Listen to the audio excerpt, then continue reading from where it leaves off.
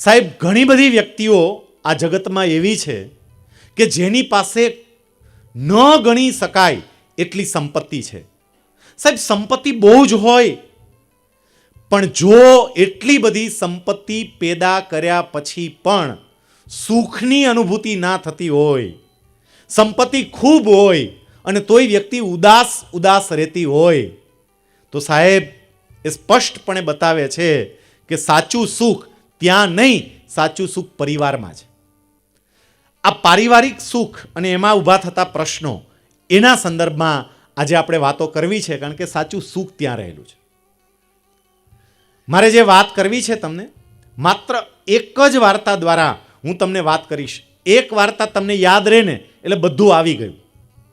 પણ એ એક વાર્તા આપણી ચાલશે બહુ લાંબુ, આખા પ્રવચનમાં આ એક જ વાર્તા ચાલવાની છે. એ વાર્તામાં પેટા બીજી વાત આવતી જશે, પણ એક વાર્તા 1 કલાક સુધી ચાલે એ પ્રકારની આ વાર્તા છે ને એ જ વાર્તા આપણને બધું જ સમજાવી દે છે સાહેબ. બધું જ, જે કંઈ પણ આપણે સમજવા માંગીએ છીએ, જીવન જીવવા માટે જેની કંઈ પણ જરૂર છે, આ એક જ વાર્તામાંથી બધું પ્રાપ્ત થાય છે. રાજા ભોજ, ઘણા બધાએ રાજા ભોજનું નામ સાંભળ્યું હશે. રાજા ભોજને એક વખત એવો વિચાર આવ્યો કે લોકો મારા શાસનના વખાણ બહુ કરે છે, હું બહુ સારો રાજા છું એવું લોકો કહે છે, પણ મારે જાતે તપાસ કરવી છે કે ખરેખર મારા નગરના લોકો સુખી છે કે કેમ, એની જાત તપાસ કરવા મારે નીકળવું છે. કોઈની મદદ લેવી નથી, એકલા જવું છે. પેલા રાજા છુપા વેશે નગરચર્યા કરવા માટે નીકળતા, આવું આપણે સાંભળ્યું છે. છુપા વેશે એટલે વેશ બદલી નાખે, કોઈને ખબર પડે જ નહીં કે આ રાજા છે, અને પછી નગરચર્યા કરવા માટે નીકળે, એટલે નગરમાં બધું જોવા માટે નીકળે. એ જ રીતે રાજા ભોજ છુપા વેશે પોતાના નગરના લોકો કેવા સુખી છે એની તપાસ કરવા માટે નીકળ્યા. હજી તો આમ બહાર નીકળ્યા ને, નગર શેઠનો મોટો બંગલો જોયો. એટલે બંગલો જોઈને જ રાજા ભોજને એવું થયું કે આવા મોટા બંગલામાં રહે છે તો સ્વાભાવિક છે એ સુખી હશે જ. જરા તપાસ કરી, જરા અંદર થતી વાતો સાંભળી, કદાચ અંદર પ્રવેશ પણ મેળવ્યો હશે એણે. પણ ત્યાં જે વાતો થતી હતી, બંગલાની અંદર જે રહેનારા લોકો હતા, એની સાથે કામ કરનારા લોકો પાસેથી જે વાતો સાંભળી, રાજા ભોજ એવું માનતા હતા કે આ બંગલામાં રહેનાર નગર શેઠ સુખી હશે, પણ વાસ્તવિકતા એ હતી કે એને કેટલાય પ્રશ્નો હતા, એને તકલીફ હતી. પછી ત્યાંથી બીજી જગ્યાએ ગયા, ત્રીજી જગ્યાએ ગયા. જે મોટી વ્યક્તિઓ હતી નગરની, એ તમામ વ્યક્તિઓની તપાસ કરી અને બધી વ્યક્તિ બહારથી સુખી દેખાતી હતી પણ અંદરથી દુઃખી હતી. રાજા ભોજને એવું થયું, હું તો એવું માનતો હતો કે મારા નગરના લોકો સુખી છે, મારા નગરના લોકો પાસે તમામ પ્રકારની સંપત્તિ સુવિધાઓ છે, એટલે એ લોકો આનંદમાં રહેતા હશે. પરંતુ વાસ્તવિક રીતે હું એમની પાસે ગયો ત્યારે મને ખબર પડે છે કે એ લોકો આનંદમાં નથી. બિચારા નિરાશ થઈ અને પાછા આવતા હતા.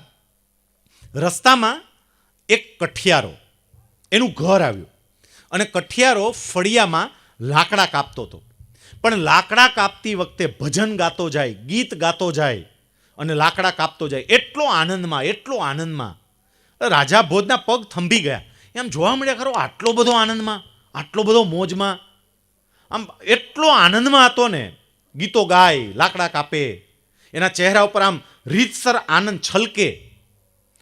ભોજને એવું થયું કે નક્કી આની પાસે બીજું કંઈક હોવું જોઈએ. આની પાસે સારું મકાન નથી, પહેરવાના સારા કપડાં નથી, અને તોય ગીતો ગાતો આ રીતે લાકડા કાપે છે. એની પાસે નક્કી કંઈક હશે કે જે બીજા પાસે નથી. રાજા ભોજ અંદર ગયા ફળિયામાં. પેલી વ્યક્તિ ઓળખતી નહોતી કે આ મારા રાજા છે, પણ એમને એવું લાગ્યું કે કોઈ માણસ છે, કોઈ કદાચ શેઠ જેવી વ્યક્તિ દેખાઈ રહી છે. એના ચહેરા ઉપરથી એવું લાગતું હતું. કઠિયારાએ એમનું સ્વાગત કર્યું. પછી રાજા ભોજ કઠિયારાને એવું પૂછે છે કે ભાઈ, તને જીવનમાં કાંઈ પ્રશ્નો ખરા? પેલો કે ના રે, કાંઈ પ્રશ્નો નથી, ભગવાનની કૃપા છે. તું દુઃખી ખરો? ના રે ના, કંઈ દુઃખી નથી, સુખી છું, મને કોઈ પ્રશ્ન જ નથી, મને જીવન જીવવાની મજા આવે છે. રાજા ભોજ પેલા કઠિયારાને એવું પૂછે છે કે ભાઈ, મને એવું લાગે છે કે તારી કમાણી બહુ સારી હશે, તું દેખાવા દેતો નથી પણ તારી કમાણી બહુ સારી હશે. પેલો કે હા, હું કમાઉં છું ને, મહેનત કરું છું, કામ કરું છું એટલે કમાઉં છું. ભોજ કે કેટલું કમાય છે? સાંભળજો, અહીંથી હવે સાચી વાત શરૂ થાય છે. રાજા ભોજ પૂછે છે કેટલું કમાય છે? પેલો કઠિયારો કે રોજના 6 રૂપિયા કમાઉં છું, રોજના 6 રૂપિયા. ભોજ માથું ખંજવાળવા માંડ્યા. 6 રૂપિયા કમાય, એમાં આટલો બધો આનંદ?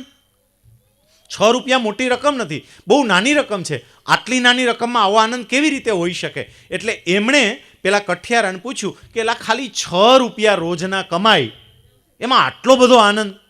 અને એ વખતે કઠિયારો એવું કહે છે એ કે શેઠ, તમે કમાવ છો કેટલા એ અગત્યનું નથી, પણ વાપરો છો કેવી રીતે એ અગત્યનું છે.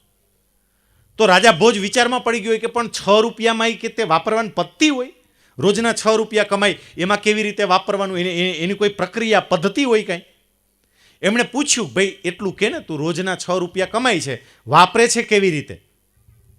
પેલો કઠિયારો જવાબ આપે છે કે હું રોજના 6 રૂપિયા કમાઉં છું, એમાંથી 1 રૂપિયો કરજ ચૂકવવા માટે વાપરું છું. હવે અહીંથી યાદ રાખજો, પછી હું તમને પૂછીશ પણ ખરો, એટલે ખ્યાલ આવે કે ક્યાં ક્યાં રૂપિયો જાય છે. તે 6 રૂપિયામાં 1 રૂપિયો હું કરજ ચૂકવવા માટે વાપરું છું, 1 રૂપિયો હું વ્યાજે મૂકું છું, 1 રૂપિયાનો હું વેપાર કરું છું, 1 રૂપિયાનો હું ટેક્સ ભરું છું, કર ભરું છું, 1 રૂપિયો એનું હું મૂડીરોકાણ કરું છું, ઇન્વેસ્ટમેન્ટ, અને 1 રૂપિયો હું વાપરું છું.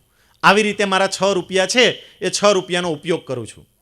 રાજા ભોજને કંઈ ખબર જ ન પડી કે એક તો 6 રૂપિયા કમાય, એમાં કોકને વ્યાજે આપે ને, કરજ ચૂકવે ને, 1 રૂપિયાનો વળી વેપાર કરે ને, 1 રૂપિયાનું મૂડીરોકાણ કરે, 1 રૂપિયો ટેક્સ ભરે.